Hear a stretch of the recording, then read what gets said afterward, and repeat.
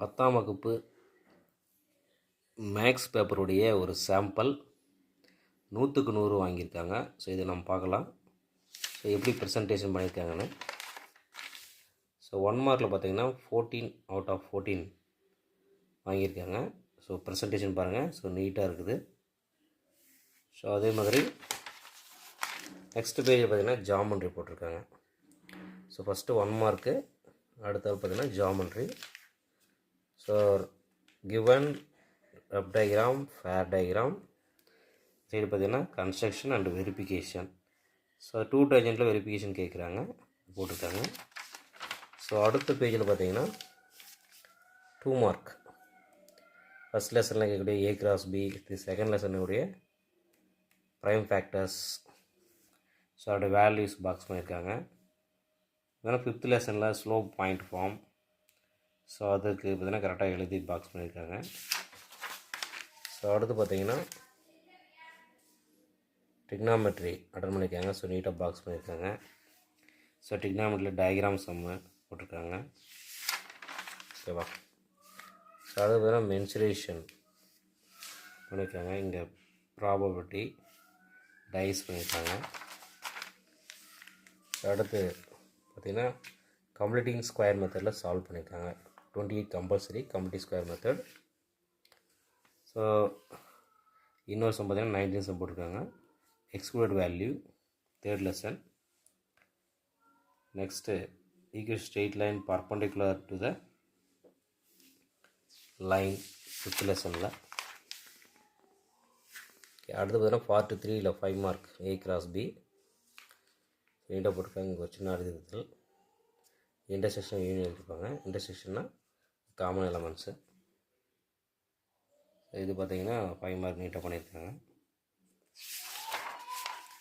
So அடுத்து பார்த்தீங்கன்னா இங்கே 13th question composition 3 function. So நீட்டாக எழுதியிருக்காங்க. So first full mark. So அடுத்து பார்த்தீங்கன்னா செகண்ட் லெசனில்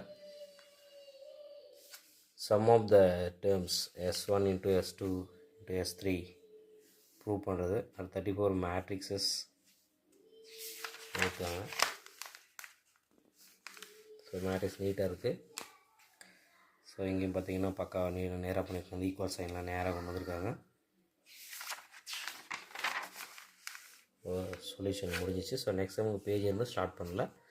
ஸோ அதுதான் பெட்டர். இங்கே ஸ்டார்ட் பண்ணாதான் நியூ பேஜில் ஸ்டார்ட் பண்ணுங்க. பித்தகரஸ் திறன் கேட்டிருக்காங்க. So statement given to prove construct, அப்புறம் டயக்ராம், அப்புறம் ப்ரூஃப் வித் ரீசன்.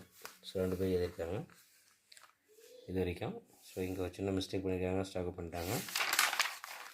நெக்ஸ்ட் இந்த சைடை கண்டினியூ பண்ணியிருக்காங்க. Area of the quadrilateral value கொடுத்தாங்க. Find the value of K.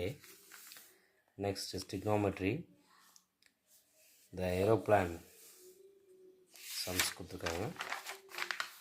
And இங்கே பாருங்கள் நீட்டாக பண்ணியிருக்காங்க. Mensuration and then 41 probability coin sum. Last compulsory sum of intercept 1 and product intercept -6 கேட்டிருக்காங்க. ஸோ நீட்டாக பண்ணியிருக்காங்க. 2 லைன்ஸ். தென் லாஸ்ட்டாக கிராஃப். ஓகேவா. கிராஃப் பக்காவாக பண்ணியிருக்காங்க. ஸோ லைனு, கிவனு, பாயிண்ட்ஸு, சைடில் எழுதாது. ஸோ அது பார்த்திங்கன்னா டைம் அண்ட் டிஸ்டன்ஸ் பஸ்ஸும் கேட்டிருக்காங்க. ஸோ நீட்டாக பண்ணியிருக்காங்க. ஸோ இந்த மாதிரி நல்லா நீட்டாக போட்டு நம்பர்லாம் போடுங்க, பக்காவாக போட்டு செய்யுங்க. தேங்க்யூ.